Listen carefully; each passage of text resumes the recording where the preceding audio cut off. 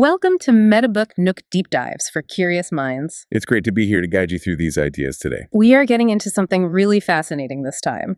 We're exploring the material that sits right at the intersection of ancient wisdom, specifically Buddhist thought and modern neuropsychology.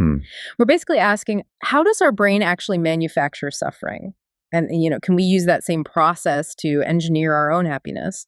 That's the absolute core of it. The book we're exploring today presents this profoundly hopeful and, importantly, an entirely secular blueprint for inner change. Secular, that's key. It is. The idea is that the brain, which so often feels like a factory for anxiety and dissatisfaction, well, it contains the very mechanism for its own cure.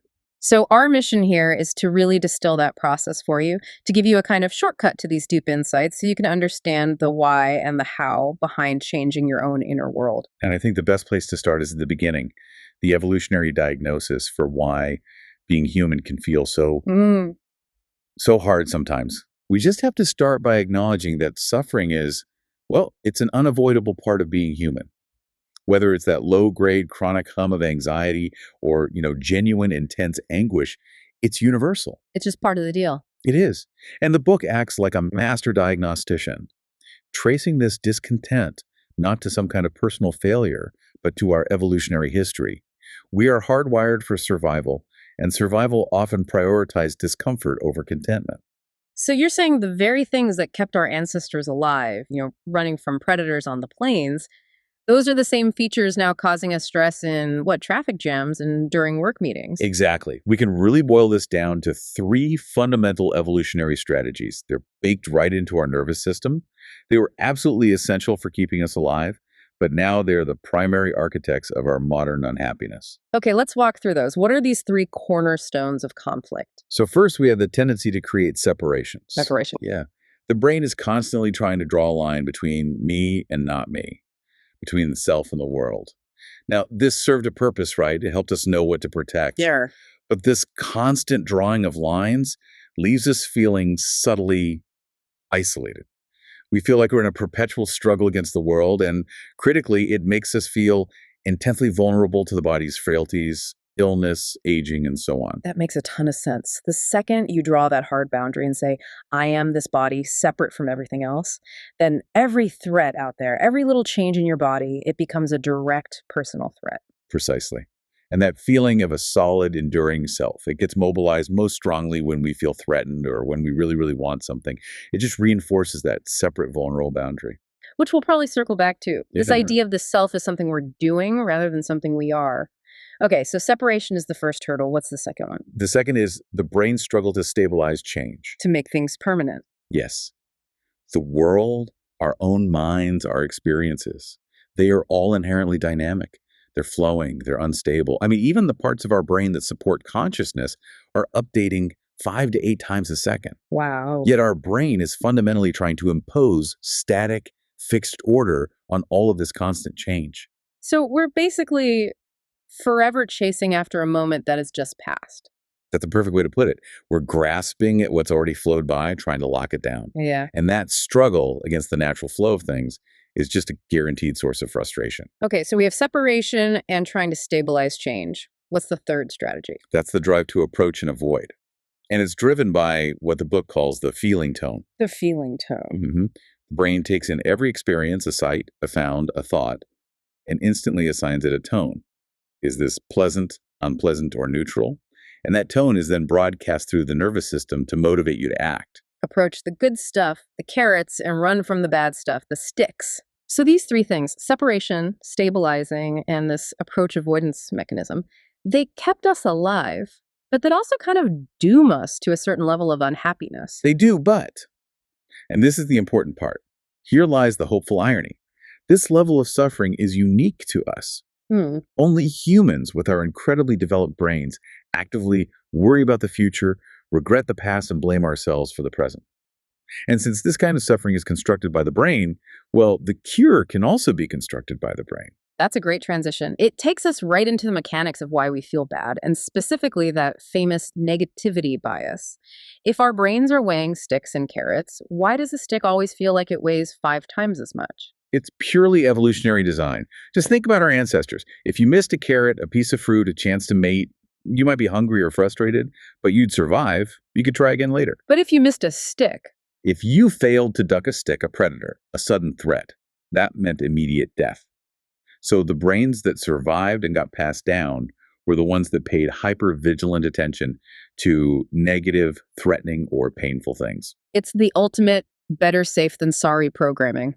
Absolutely. Yeah. The book has this great image for it, a really memorable one. It says the brain is like Velcro for negative experiences and Teflon for positive ones. Velcro for bad, Teflon for good. Yeah. That definitely sticks with you. And this isn't just internal, right? It has real social costs. Well, it absolutely does. It governs how we relate to each other.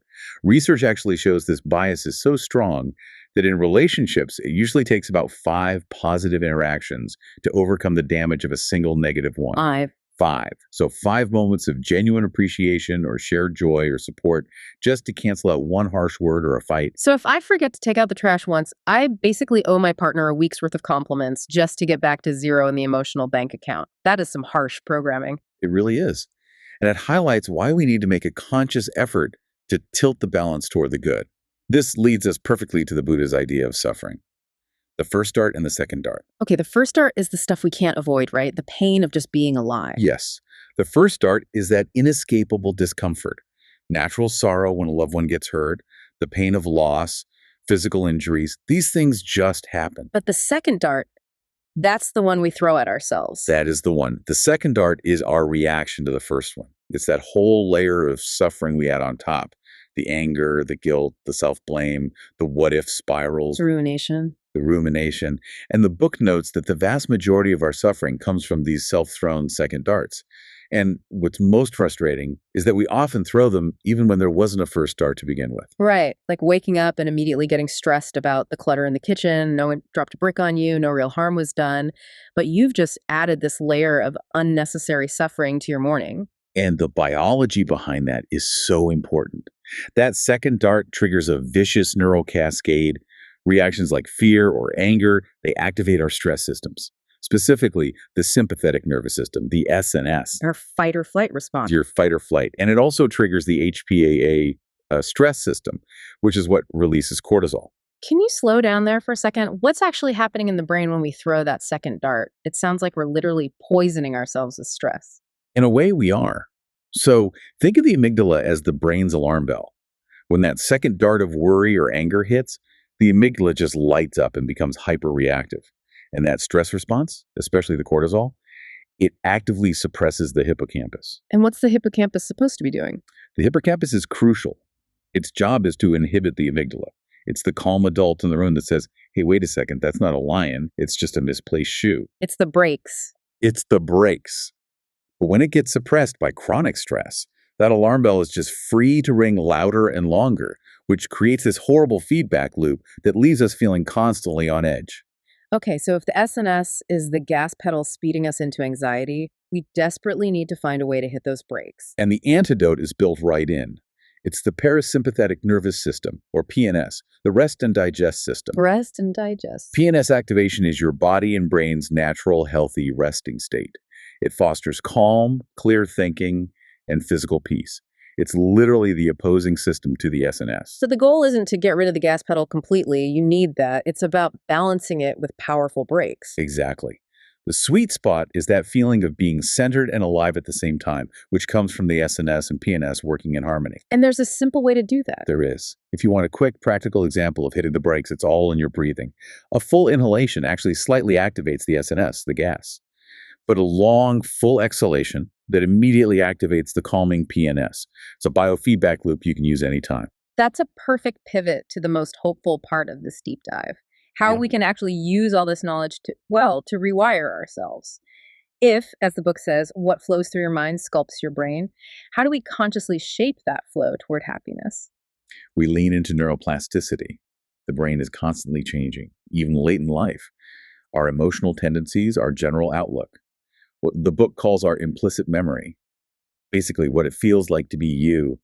That's all just the accumulated residue of our past experiences. So we have these two piles of residue building up, a positive one and a negative one. And we need to intentionally tilt the balance of those residues toward the beneficial. Because if we just let life happen, That negativity bias we talked about will make sure the negative pile grows way faster. Exactly. We have to consciously intervene. It's not enough to just have good experiences. We Yeah. have to intentionally turn them into lasting neural structure. So what's the core practice for doing that? For, intentionally taking in the good? Well, the practice is called exactly that, taking in the good. And it's the necessary counterbalance to that neurological imbalance we've been discussing. It's not about ignoring the bad stuff. It's about making sure your brain actually records the good stuff with the same intensity. Walk us through the steps of that practice. How does it work? It's quite simple. First, when something positive happens, and it can be tiny, a moment of warmth, a feeling of competence, the sun on your face, you first have to have the experience. You have to notice it. Just pause and acknowledge it. Yes. Then you deliberately enrich it. You focus on that positive feeling, you make it the main thing in your awareness, and you linger on it for, say, 10, 20, 30 seconds. You feel it in your body, the calm, the lightness, whatever it is. And at the same time, you let any negative stuff fade into the background. So you're basically switching the brain from Teflon mode to Velcro mode for that positive moment. That's it, exactly. The third step is to absorb it. You imagine that good feeling sinking into you, soaking into your core. The book has this beautiful line saying you let it soothe chafed and bruised places like a warm golden salve. Ah, that's a lovely image. It is. And this is where the neuroplasticity really kicks in. Holding that positive state for an extended period helps build new neural structures, synapse by synapse. What about those really deep hurts, though? The emotional taproots from old upsets. How does this practice help with those? This is where the final step linking comes in. This is the pulling weeds and planting flowers part. So if you have an old emotional wound, let's say a lingering feeling of being unwanted or helpless, you can actually bring that memory to mind while you're absorbing a new positive experience. So if I'm feeling a sense of strength or connection right now, I could bring up a memory where I felt weak or alone. Yes. You hold both in your awareness at the same time, the old painful feeling and the new positive feeling of strength or warmth. You're not trying to erase the memory, you're just peace. You're weaving wholesome positive threads into its fabric, which over time diminishes its emotional charge. That's incredibly powerful. You're not fighting the past, you're transforming it into a resource for the present. You're decoupling the memory from the pain. And the beauty of this is how simple and brief it can be. The whole practice can take less than a minute, just a few seconds of intentional focus sprinkled throughout your day.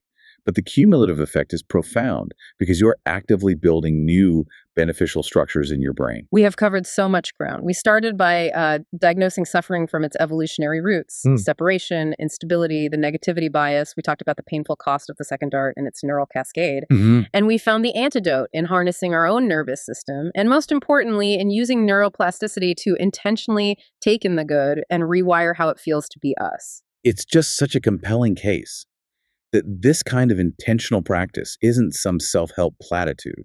It is a physiological process. You really can nudge your entire being in a better direction just by managing what you allow to stick in your mind. This has been MetaBookNook. Thank you so much for spending this time in deep exploration with us, diving into the core mechanisms of happiness and wisdom. And if this conversation has sparked your curiosity, if you want to explore these practices in more detail, we really do encourage you to seek out and explore the book. It is a genuine guide for deep inner transformation. You can find more information, links, and resources in the episode description. And as we close, we want to leave you with a final thought, one that builds on our discussion of separation. And it's about the very nature of the self. The book suggests that we don't really have a fixed, solid self, but rather that we do self-faming. It's a process, a verb, not a noun. Think about that. That illusion of a solid self, it only really mobilizes when a strong, pleasant, or unpleasant feeling tone appears, prompting us to immediately chase it or resist it. So consider what happens when you just allow that feeling tone and the selfing process to relax and disperse. Seeing through that mechanism might just be the ultimate path to peace. Join us next time for another deep dive.